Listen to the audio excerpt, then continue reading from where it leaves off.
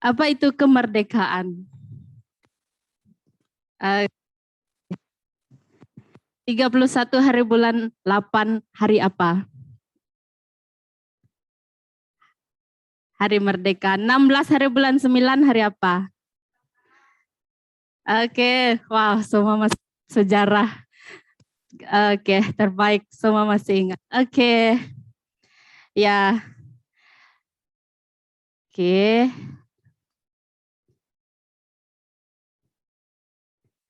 Oke, kemerdekaan itu sebagai seorang Kristen, kemerdekaan itu adalah bebas daripada kutukan ataupun keterikatan. Kan?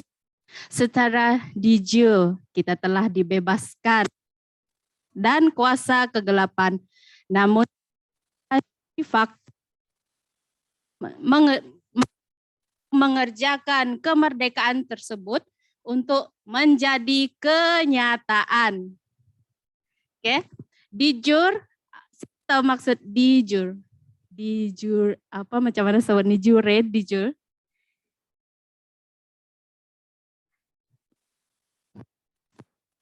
Jure itu adalah berasal daripada bahasa Latin. Maksud dia, ia merupakan secara undang-undang, secara iman, kita ini bebas daripada belenggu, daripada dosa secara iman. Tetapi fakta, secara kenyataan kita perlu berusaha untuk mencapai kemerdekaan itu, betul? Oke, siapa masih ingat bagaimana para Perdana Menteri kita dulu berusaha untuk mencapai kemerdekaan bagi negara Malaysia? Mesti ada proses dia kan, mesti ada perjanjian yang dirong buat untuk mencapai kemerdekaan itu. Macam itu juga dengan pribadi kita sendiri. Secara iman kita mengimani kita sudah merdeka, kita sudah bersih, kita sudah suci. Seperti yang dikongsikan oleh Sis Tevi masa ibadah tadi, kita mengimani kita tuh sudah suci. Macam itu juga kita mengimani kita sudah merdeka di dalam Kristus. Betul? Ada amin? Oke, puji Tuhan. Macam itu juga untuk kita mencapai kemerdekaan kita di dalam Kristus. Oke? Oke, dalam Yohanes 8 ayat 31 hingga 36. Boleh saya minta satu orang perempuan dan seorang lelaki untuk baca. Saya siapa yang di sebelah Max? Apa nih? Ini yang sebelah Jeffrey nih. Oke, wakil daripada lelaki. Perempuan, boleh saya minta Kamel? Oke, yang 31 perempuan, nombor ganjil lelaki, nombor genap perempuan. Oke? Boleh bagi mic kah?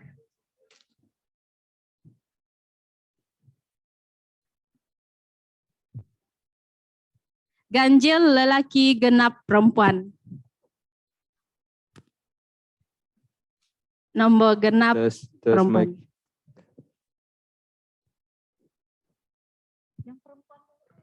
Laki dulu. Kalau kamu mengikut ajaranku, kamu muridku yang sejati.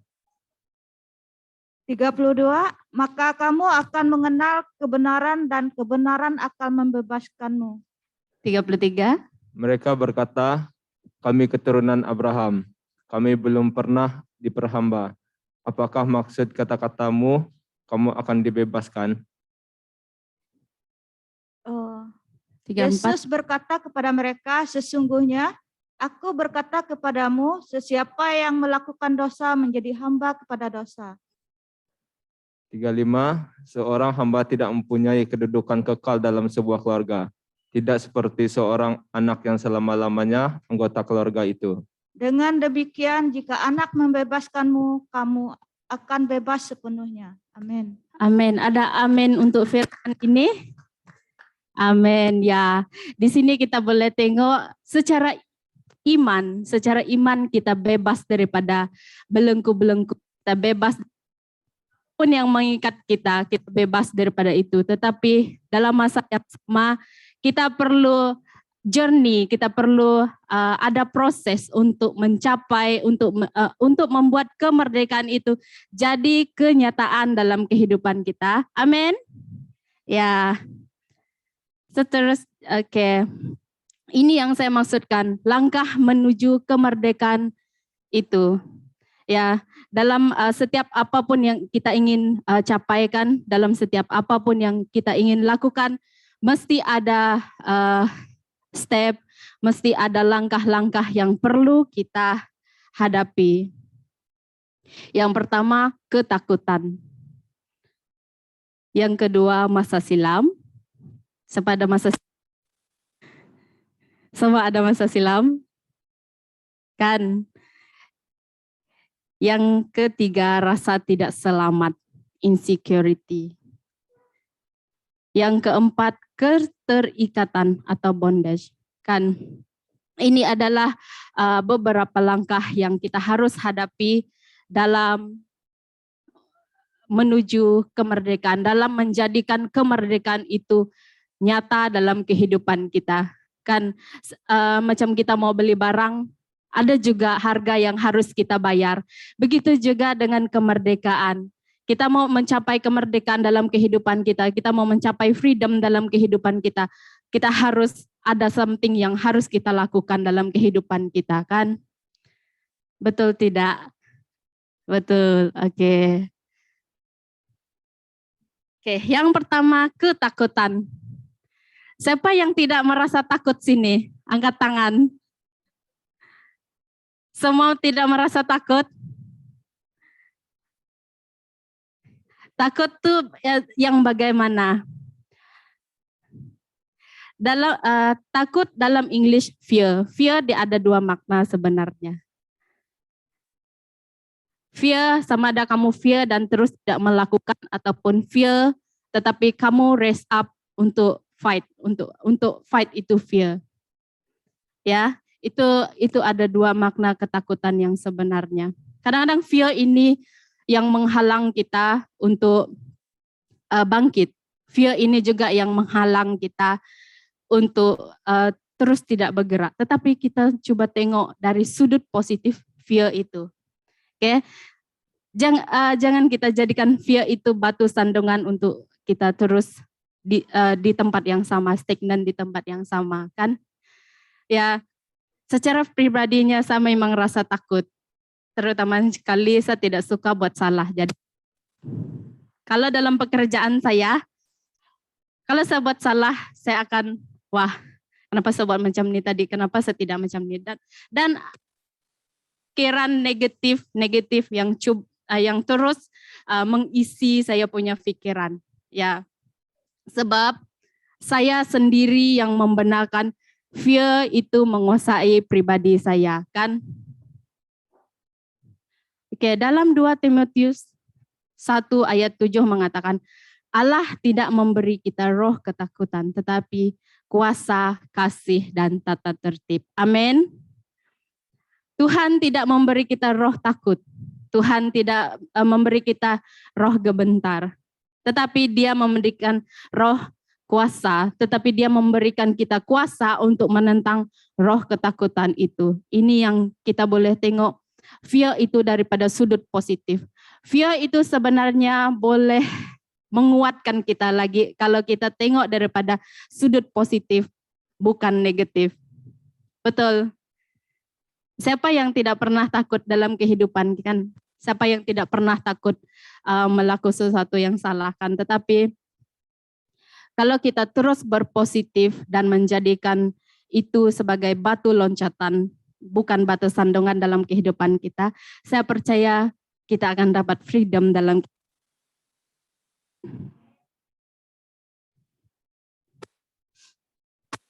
1 Yohanes 4 ayat 18, dalam kasih tidak ada ketakutan. Apabila kita belajar mengasihi, tidak ada ketakutan.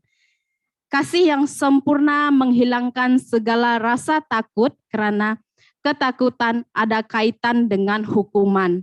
Dengan demikian, orang yang takut belum mengenal kasih yang sempurna. Siapa yang masih ingat jika kau fikirkan kau boleh? Siapa masih ingat lagu tuh? Siapa masih ingat jika kau fikirkan kau boleh, kau mampu melakukannya? Masih ingat? Ya. Pikiran kita sendiri yang kontrolkan. Kita sendiri yang menguasai pikiran kita. Apabila kita membenarkan efek negatif itu terus menguasai kita, merasa takut, ya, merasa gemetar.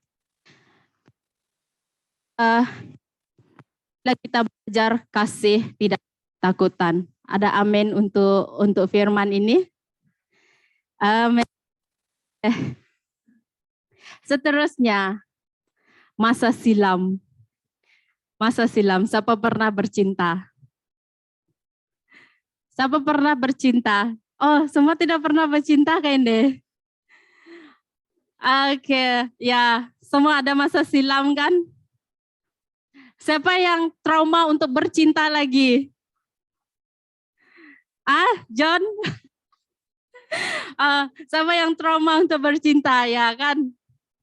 Oke, satu yang saya belajar tentang masa silam ini, tengok balik boleh, tetapi simpan sebagai dwell in the masa silam itu tidak boleh. Throwback boleh, tetapi tidak boleh simpan supaya menjadi something yang menghalang kita untuk terus maju ke depan. Betul? Siapa yang suka throwback? Throwback gambar kenangan. Throwback sebagai kenangan boleh, tetapi jangan simpan lama-lama sebagai throwback yang simpan yang positif boleh, yang negatif tidak. Oke? Oke, dalam Filipi 3 ayat 13 hingga 14. Saudara-saudara, aku tidak menganggap diriku telah dapat mengambilnya, tetapi satu perkara yang kulakukan, melupakan segala yang di belakang dan coba mendapatkan segala yang di hadapan. Aku terus berusaha ke arah matlamat mendapat ganjaran, yaitu panggilan Allah ke surga dalam Kristus Yesus. Ya. Ayat yang di-highlight di sini, melupakan segala yang di belakang. Oke, apapun masa silam kita yang tidak membangun kita, apapun masa silam kita yang tidak memberi dalam kehidupan kita, itu kita harus lupakan. Sebab mungkin kita mengingati masa silam kita yang negatif, yang tidak yang positif kepada kita, yang tidak pernah membangun liput, itu akan menghalang kita terus maju ke depan. Ya, dalam kehidupan kita memang banyak liku-liku kehidupan. Memang banyak duri-duri kehidupan yang harus kita tempuhi. Tetapi apabila kita terus mengarah ke depan, terus mengarah pandangan positif kita dan terus tidak ada yang mustahil dan kita akan mencapai kemerdekaan kita dalam kita. Betul. Amin. Yang ketiga, rasa yang kamu rasa yang gementar, gemuruh dalam, siapa yang tiba-tiba rasa yang gemuruh dalam pribadi? Kamu bangun di waktu pagi, kamu rasa risau, kamu rasa gemuruh. Siapa yang selalu macam tuh?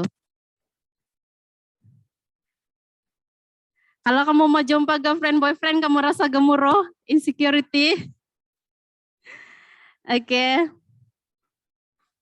Ini adalah salah satu sebab yang menghalang kemerdekaan dalam pribadi kita lah. Rasa tidak selamat, rasa insecure, rasa yang gementar, rasa yang maksudnya kita banyak pikir, kita terlampau banyak pikir, mau buat ini tidak selamat, mau buat itu tidak selamat. Ya, kita terlampau banyak pikir sehingga apabila kita terus memikir, sehingga itu menghalang kita untuk terus berjalan.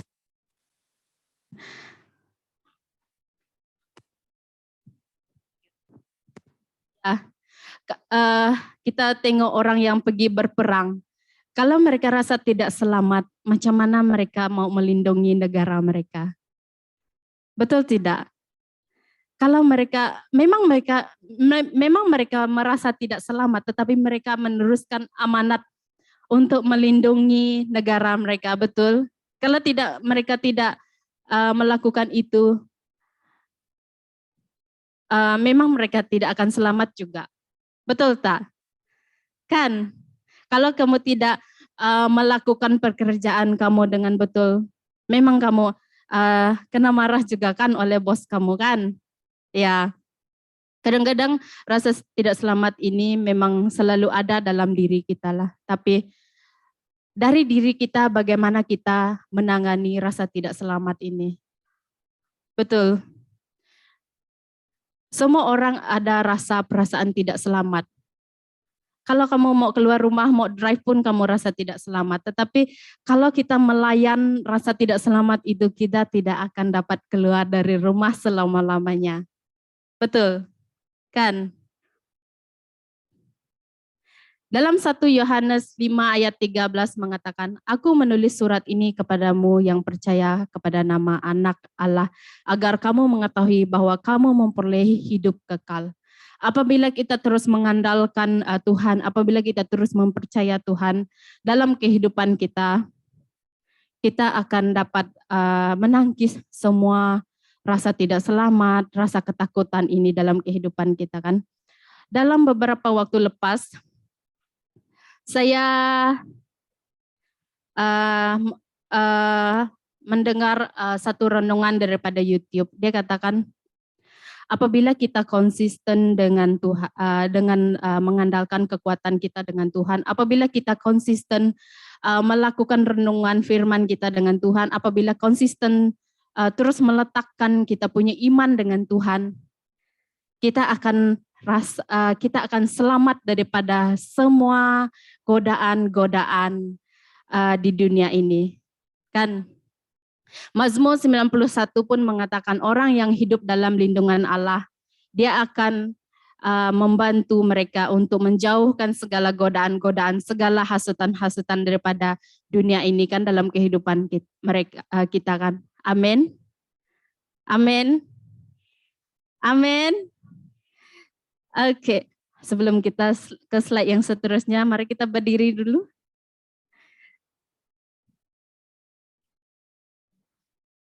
Oke, mari kita longgar-longgarkan sedikit badan kita, stretching supaya kita tidak mengantuk. Oke, lari setempat. Oke, duduk. Seterusnya, it is only when we are secure enough to die that we free enough to live. Kamu secure kah kalau kamu keluar daripada hall 4 ini kamu meninggal? Ya, ada satu kawan pernah tanya macam nih, kalau kamu keluar dari office nih, kamu secure kah kalau kamu meninggal selepas kamu keluar daripada office nih?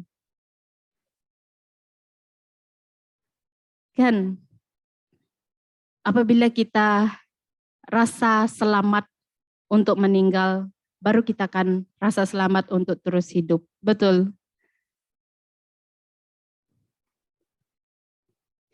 Oke, yang seterusnya keterikatan. Galatia 5 ayat 1. Demi kemerdekaan Kristus telah memerdekakan kita. Oleh itu berpegang teguhlah kepada kemerdekaan yang telah diberikan oleh Kristus kepada kita. Dan jangan biarkan diri kita dibelenggu oleh kuk perhambaan semula. Saya ulang lagi ayat ini. Demi kemerdekaan Kristus telah memerdekakan kita. Dia telah memerdekakan kita dengan iman kita percaya dia telah memerdekakan kita. Oleh itu berpegang teguhlah kepada kemerdekaan yang telah diberikan oleh Kristus kepada kita. Dengan iman kita memegang, kita sudah merdeka. Sebab Tuhan Yesus Kristus telah memerdekakan kita daripada kuk perhambaan kita, kan? Dan dengan iman dan percaya kita tidak membenarkan kuk perhambaan itu untuk menguasai kita. Betul. Ada amin untuk firman ini? Amin. Ya. In him we have the freedom to give up our rights, but not the right to give up our freedom.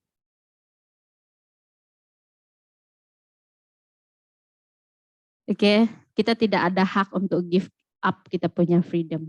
Tetapi kita ada hak untuk ada freedom itu. Sebab yang memberi freedom itu kepada kita siapa? Siapa? Tuhan.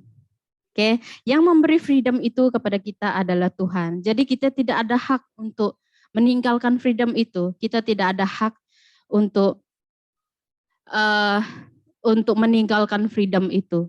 Sebagai anak Tuhan, kita ada freedom itu dalam kehidupan kita. Betul? Ya. Ya. Sebelum saya mengakhiri pembelajaran kemerdekaan kita pada hari ini,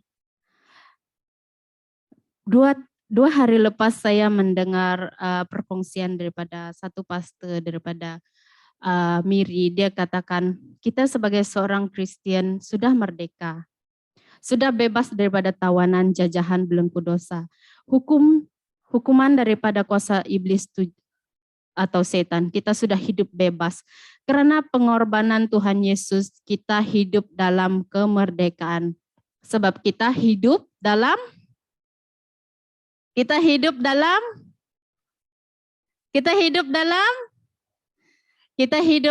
Kristus, ya. Karena kita hidup dalam Kristus, maka kita telah mendapat amin. Kita telah mendapat keselamatan, kita telah mendapat freedom, kita telah mendapat amin. Puji Tuhan. Ya, sampai di sini saya punya pengajaran pada hari ini. Dan kalau kamu tengok dalam buku kamu akan diberi masa beberapa menit nanti untuk bincang di dalam kumpulan kamu, kan? Ya, bincang apa yang membelenggu kamu, apa yang menyebabkan kamu terikat, apa yang menyebabkan kamu tidak mau kemerdekaan itu. Karena kemerdekaan itu sangat free. Kemerdekaan itu kita tidak perlu bayar, betul? Oke, sebelum saya menyerah kepada MC, mari saya bawa kita dalam doa. Haleluya, haleluya Tuhan. Terima kasih ya Tuhan untuk kebaikan Engkau, untuk kemurahan Engkau ya Bapa. Bapa, hamba-Mu telah berhenti berbicara, tapi hamba-Mu percaya Engkau akan terus memberi kami pemahaman tentang kemerdekaan di dalam Kristus. Kami percaya ya Tuhan, Engkau yang akan terus membimbing kami ya Bapa. Kami percaya ya Bapa, Engkau yang akan terus memberi kami hikmat untuk memahami semua ini ya Tuhan. Terima kasih ya Bapa, terima kasih Yesus. Dalam nama Yesus kami berdoa. Amin.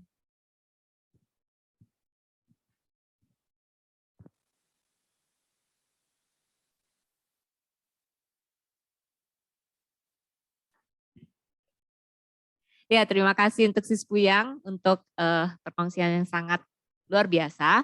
Oke, kita ada waktu 15 menit untuk melakukan perbincangan. Jadi boleh dimulai sekarang supaya kalau Anda cepat selesai kita boleh ada tea break sekejap ya. Oke, terima kasih.